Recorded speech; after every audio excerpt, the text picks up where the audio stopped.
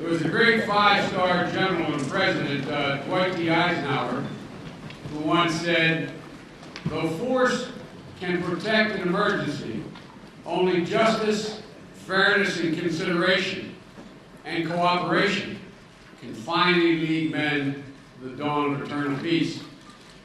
By repealing Don't Ask, Don't Tell today, we take a big step toward fostering justice, fairness, and consideration, and that real cooperation President Eisenhower spoke of.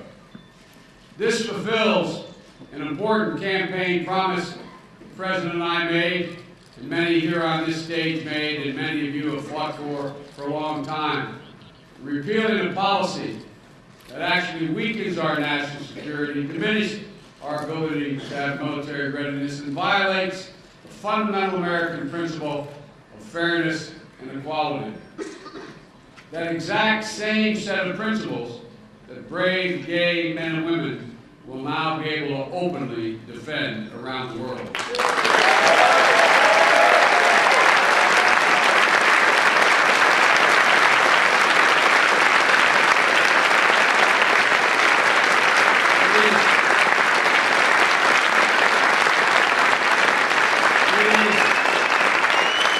It is both morally and militarily simply the right thing to do. And it's particularly important that this result was fully supported by those within the military who are charged with implementing it. And I want to pay particular respect to this personal note. As we used to say, I used to be allowed to say in the Senate, point of personal privilege, Admiral Mullen, you're standing.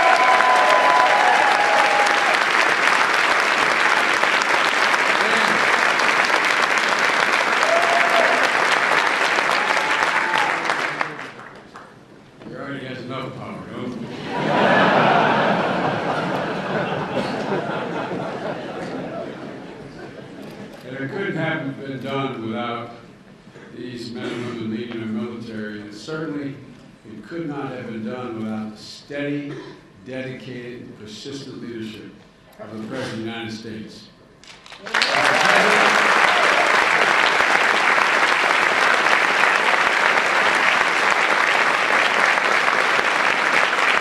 Mr. President, by signing this bill, you will be linking military might with an abiding sense of justice.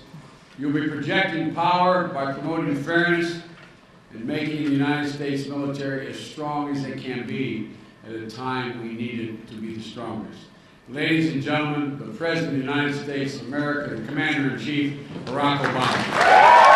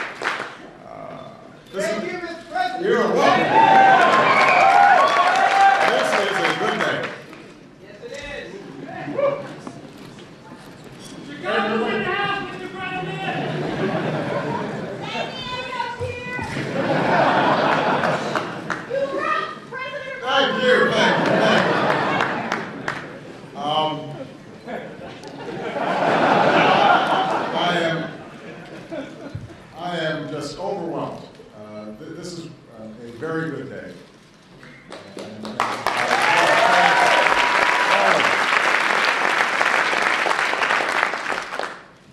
Especially the people on this stage. But each and every one of you who've been working so hard on this, members of my staff who worked so hard on this, I couldn't be prouder. 66 years ago, in the dense, snow-covered forests of Western Europe, Allied forces were beating back a massive assault in what would become known as the Battle of the Bulge.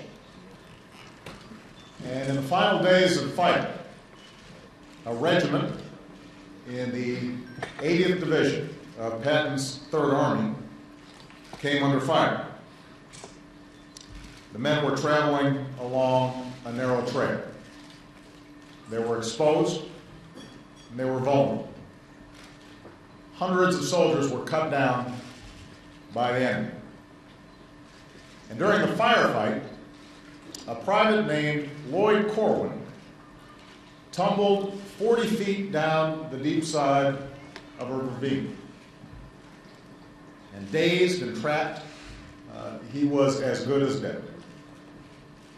But one soldier, a friend, turned back.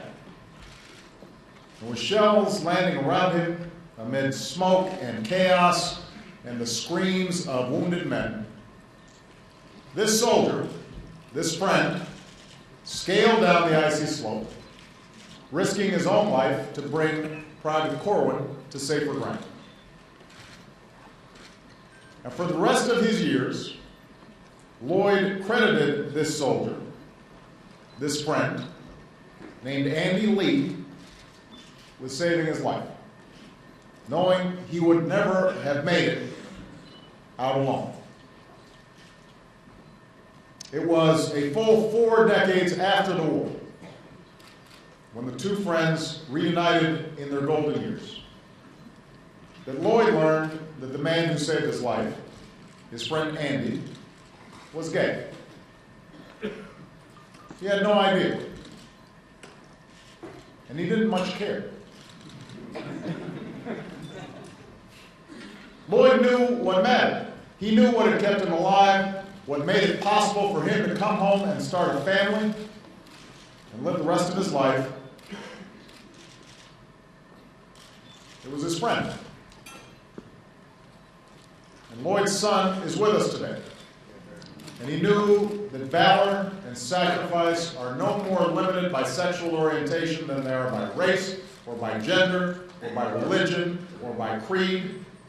That what made it possible for him to survive the battlefields of Europe is the reason that we are here today.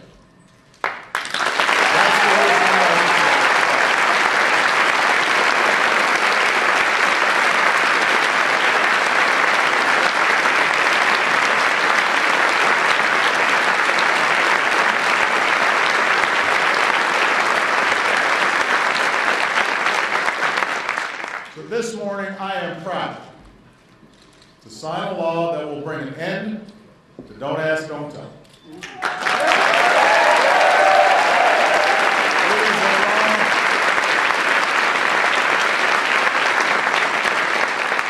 This law I'm about to sign will strengthen our national security and uphold the ideals that our fighting men and women risk their lives to defend.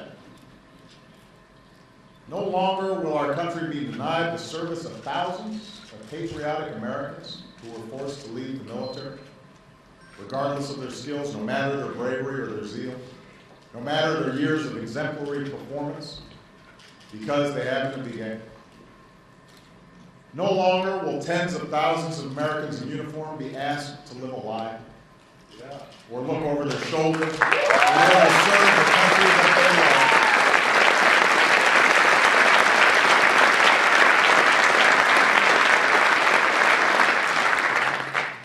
As Admiral Mike Mullen has said, our people sacrifice a lot for their country, including their lives.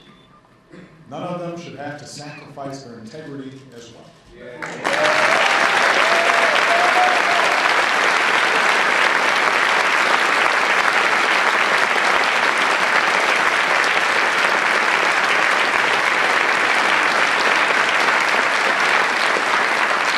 why I believe this is the right thing to do for our military. That's why I believe it is the right thing to do, period. Now, many fought long and hard to reach this day. I want to thank the Democrats and Republicans who put conviction ahead of politics to get this done together.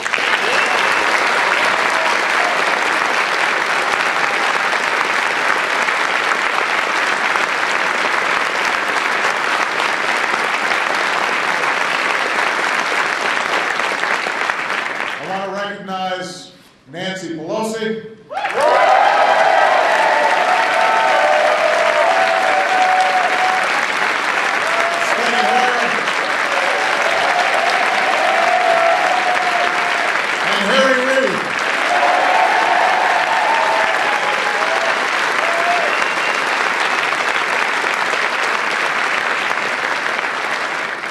Today we're marking a historic milestone, but also the culmination of two of the most productive years in the history of Congress, in no small part because of their leadership.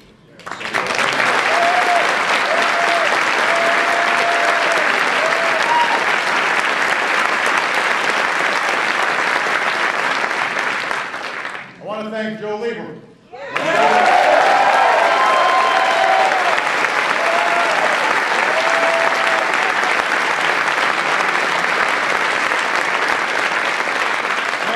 Collins. And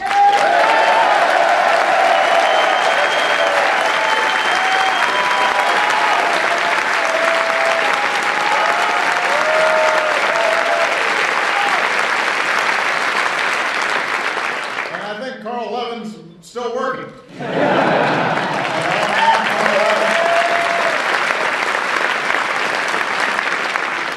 They held their shoulders to the wheel in the Senate. I'm so proud of Susan Davis.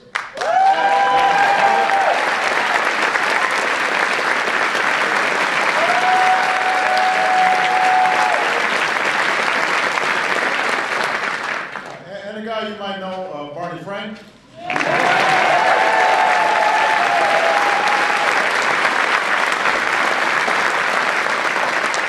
They kept up the fight in the House, and I've got to acknowledge Patrick Murphy,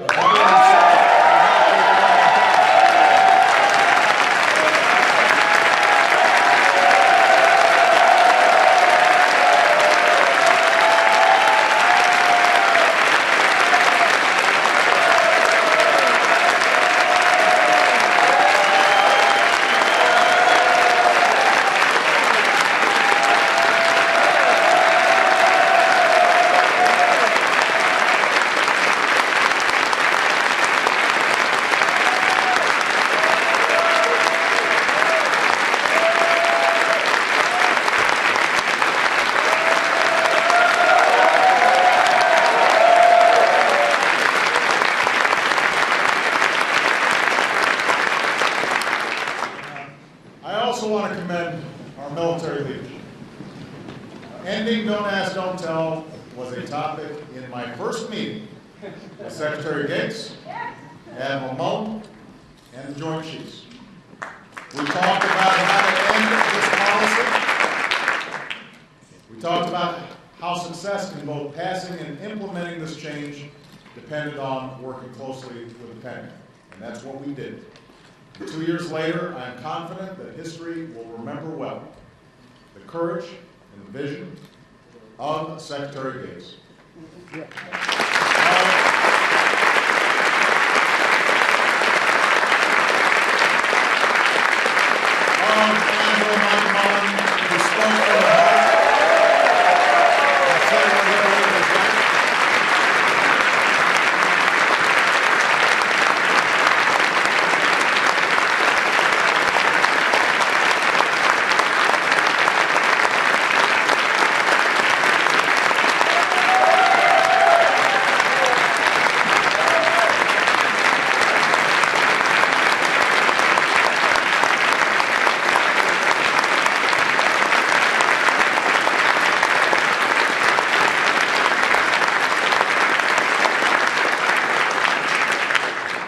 General James Cartwright, the Vice Chairman of the Joint Chiefs, and Deputy Secretary William Lynn, who is here.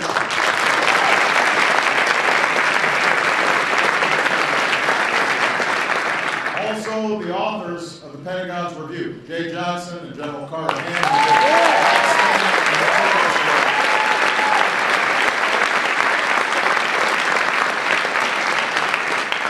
And all those who laid the groundwork for this transition. And finally, I want to express my gratitude to the men and women in this room who have worn the uniform of the United States Armed Services.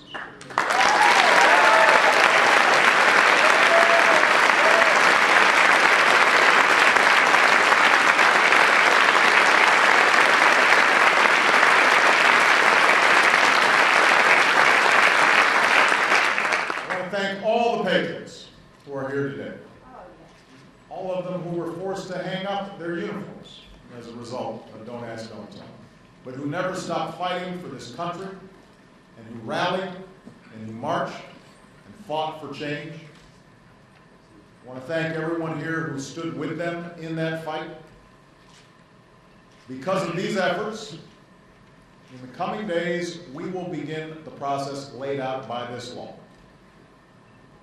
Now, the old policy remains in effect until Secretary Gates, Admiral Mullen, and I certify the military's readiness to implement the repeal. And it's especially important for service members to remember that. But I've spoken to every one of the service chiefs, and they are all committed to implementing this change swiftly and efficiently.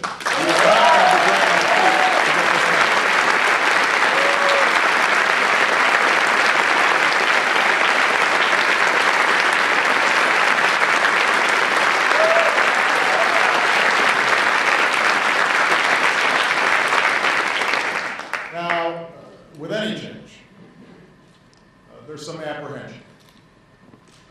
That's natural. But as Commander-in-Chief, I am certain that we can effect this transition in a way that only strengthens our military readiness. The people will look back on this moment and wonder, why was ever a source of controversy in the first place? I have every confidence in the professionalism and patriotism of our service members. Just as they have adapted and grown stronger with each of the other changes, I know they will do so again. I know that Secretary Gates, Admiral Mullen, as well as the vast majority of service members themselves share this view. And they share it based on their own experiences, including the experience of serving with dedicated, duty-bound service members who were also gay. As one special operations warfighter said during the Pentagon's review, this was one of my favorites. It echoes the experience of Lloyd Corwin decades earlier. We have a gay guy in the unit. He's big, he's mean, he kills lots of bad guys. No one cared that he was gay. I think that sums up perfectly.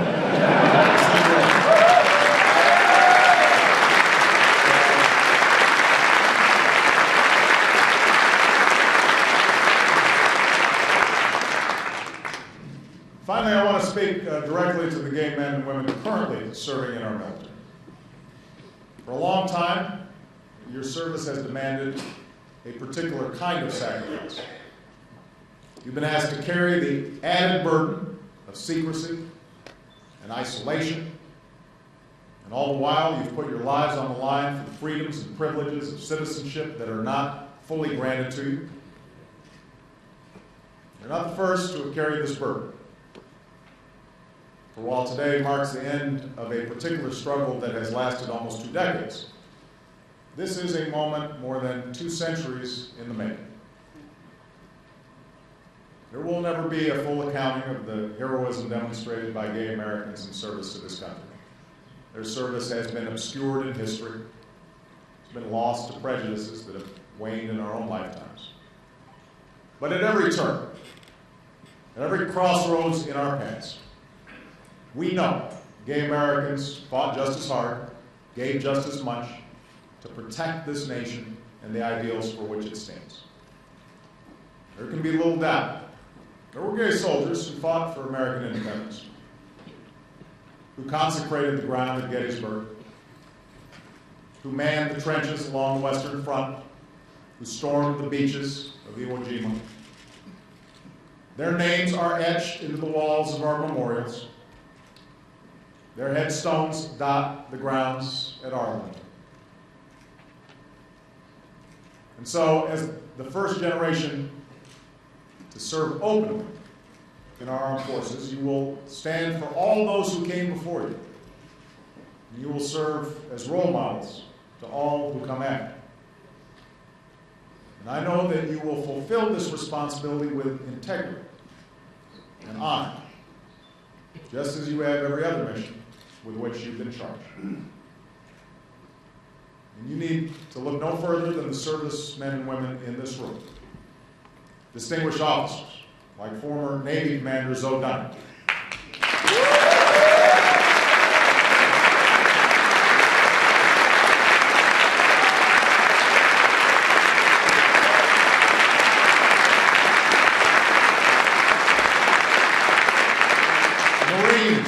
Marines like Eric Alden, one of the first Americans to be in the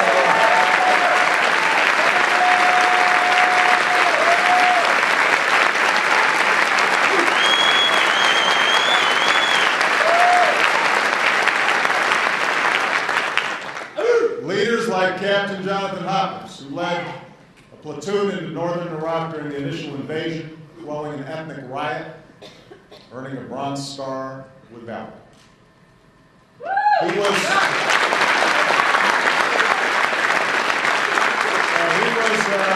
was discharged only to receive emails and letters from his soldiers saying they had known he was gay all along and thought that he was the best commander they ever had.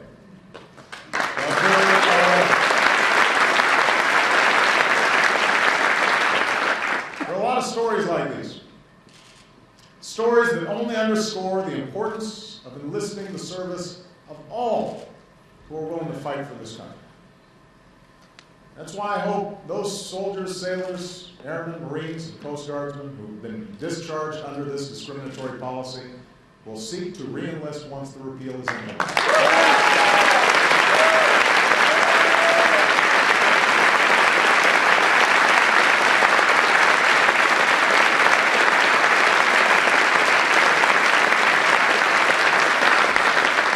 I say to all Americans, gay or straight, who want nothing more than to defend this country in uniform, your country needs you, your country wants you, and we will be honored to welcome you into the ranks of the finest military the world has ever known.